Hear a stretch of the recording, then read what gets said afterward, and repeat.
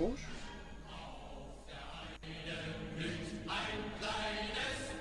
Oh, this job writes itself. Omesh, du hast 2 weitere Videos versprochen, du Haufen Dreck. A, pičku mater. Może da se ponašam kao da nisam rekao to? Dann wirst du Abonnenten verlieren. Pa da, imaš pravo. Also willst du, dass ich dir... Warte, wie verstehen wir uns eigentlich?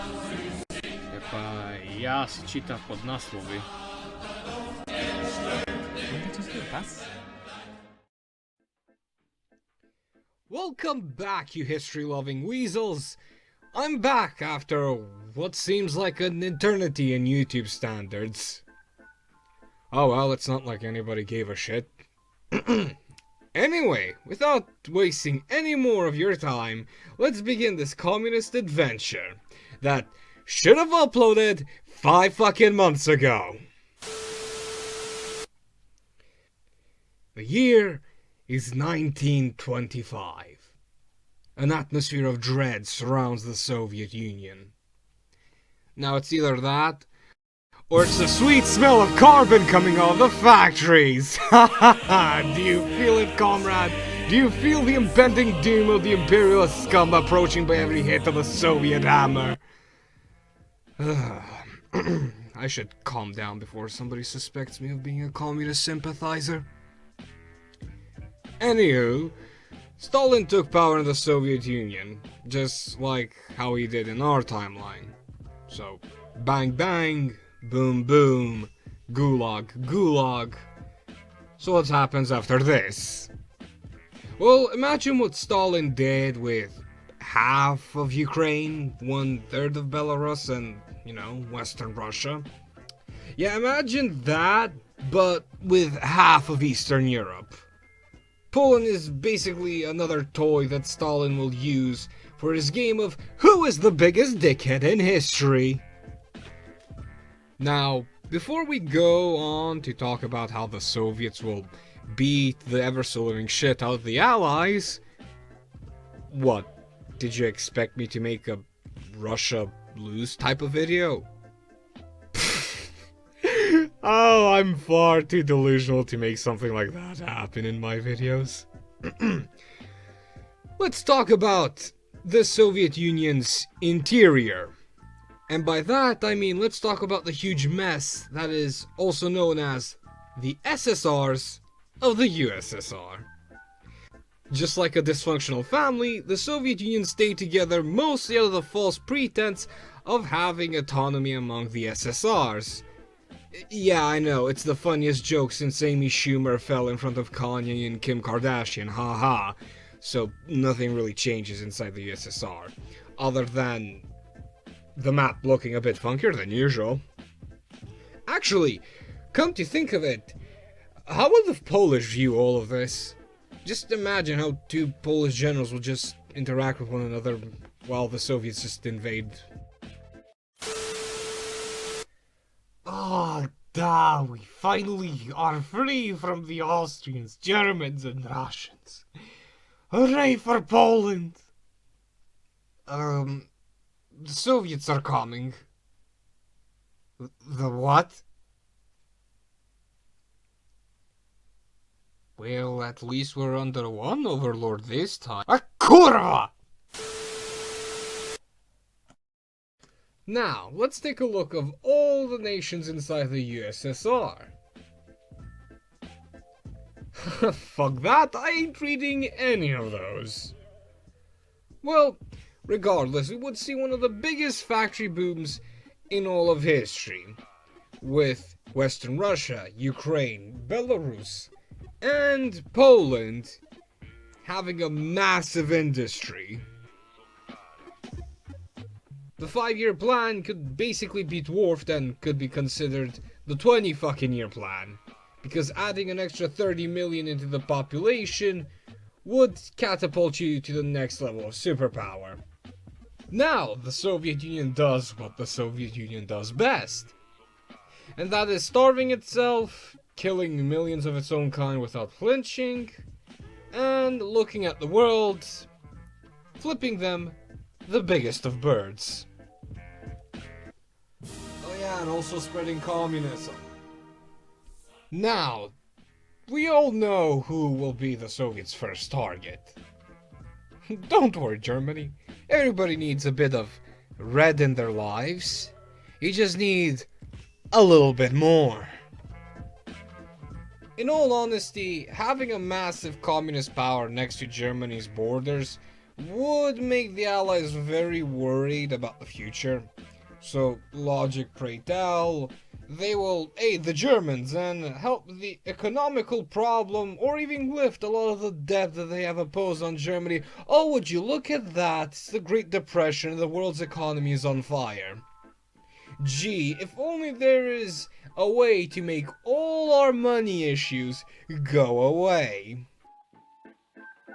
Now, the funny thing about the Great Depression, other than it's a perfect analogy for many edgy teenagers' lives, is that the only countries that were not affected by it were basically the Asia countries and the new countries of Eastern Europe. So, Poland, Finland, Yugoslavia, Czechoslovakia, Romania, Hungary, and the USSR. As you can see, the main two, Poland and the USSR, are technically one country. They would be hit by the Depression the least. That's because their economy wasn't dependent on the Americans, British, or French. That's why Germany, Spain, and Italy would be the biggest targets for the commies.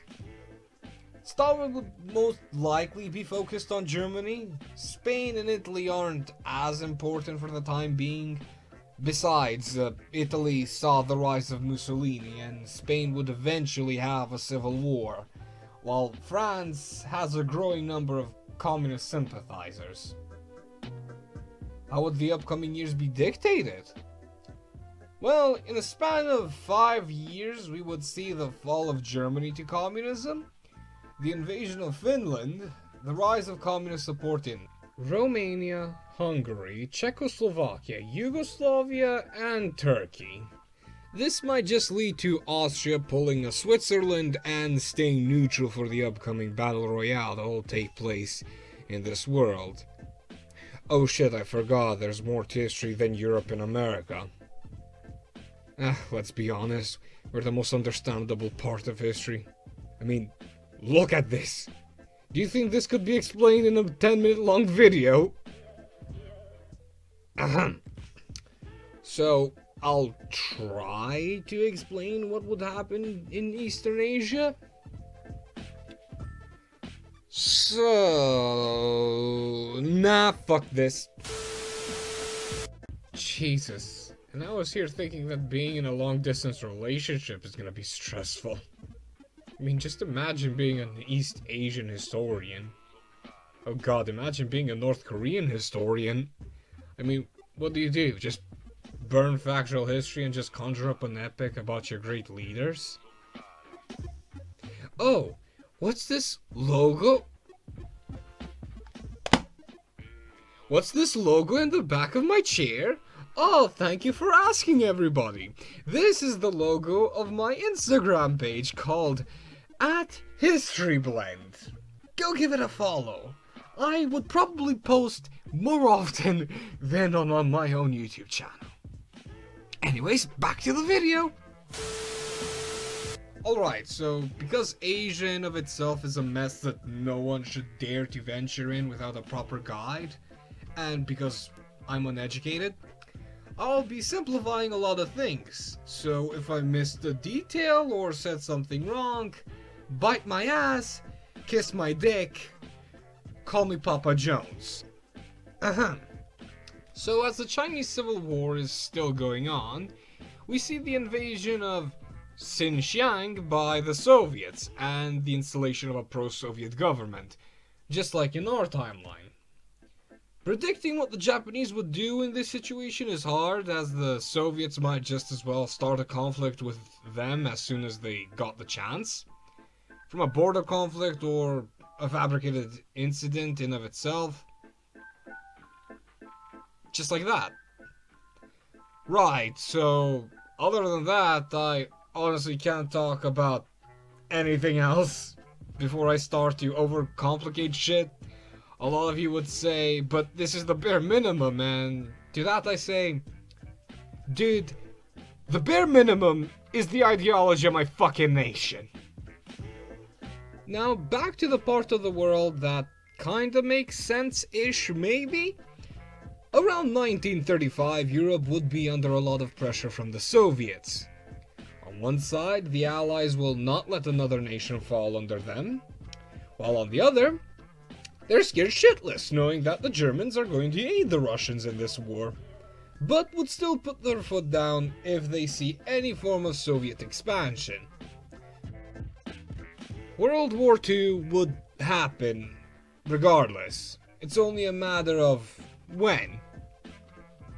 Now, who wins is all up to my imagination, cause let's be honest, no one can predict what could happen in an alternate timeline. But that isn't gonna stop me from trying. The Japanese invade China together with the Soviet Union on the north. The League of Nations stands their ground and they declare war on the Soviets and the Japanese. The US joins this war far earlier as Japan feels a lot more confident with invading the Philippines.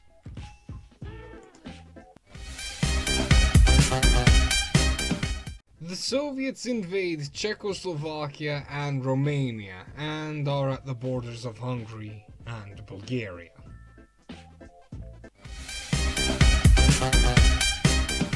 The Soviets slowly invade China, taking the center with the Communist Chinese, while the Japanese are more concentrated on the coastal.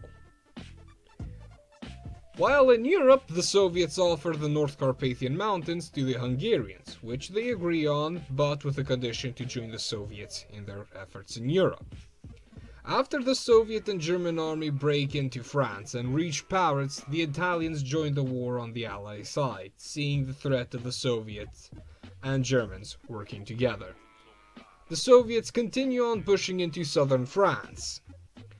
Then the Soviets open a new front in the Middle East to cover their oil fields in the Caucasus and also trying to starve the Allies from their own oil.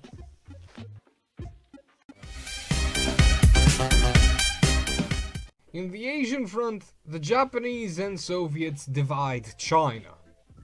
Back in Europe, the Soviet and German advance stops in the Alps. While in the Middle East, the Soviets divide into two fronts, the West and the East. The Western front going all the way to the Suez Canal, while the Eastern front going all the way to India's border.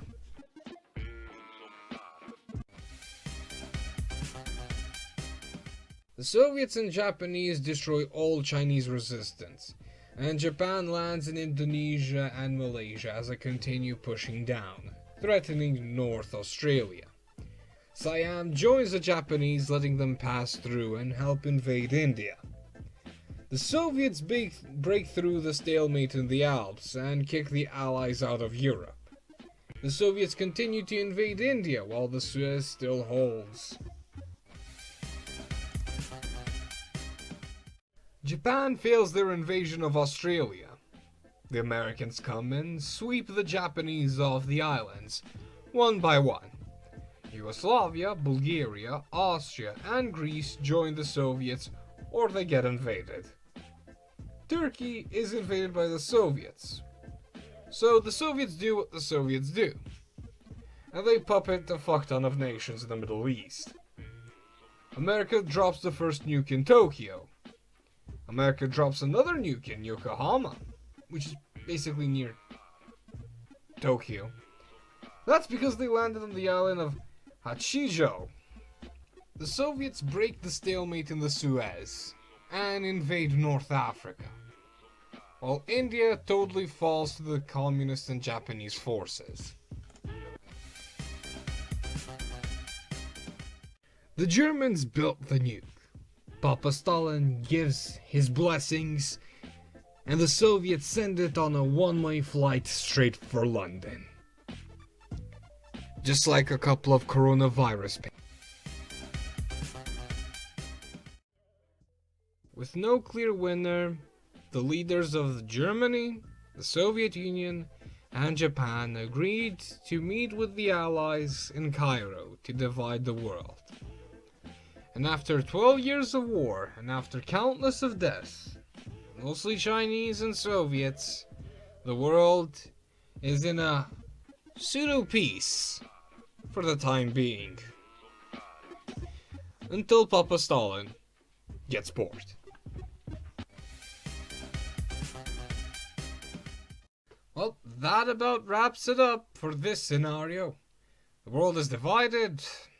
Again, Soviets controlling most of the world this time. The perfect Omesh video. Anyways, I hope you enjoyed this video. After 9 months, I have finally come back.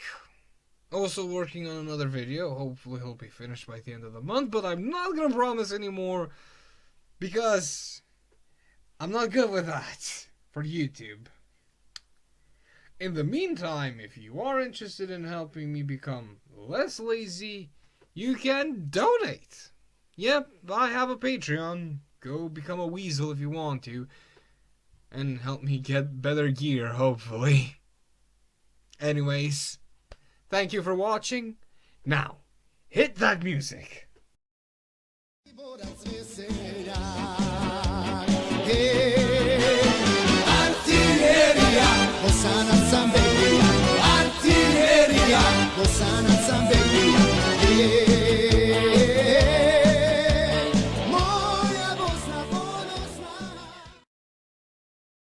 Jesus. And I was here thinking that being in a long-distance relationship is gonna be stressful.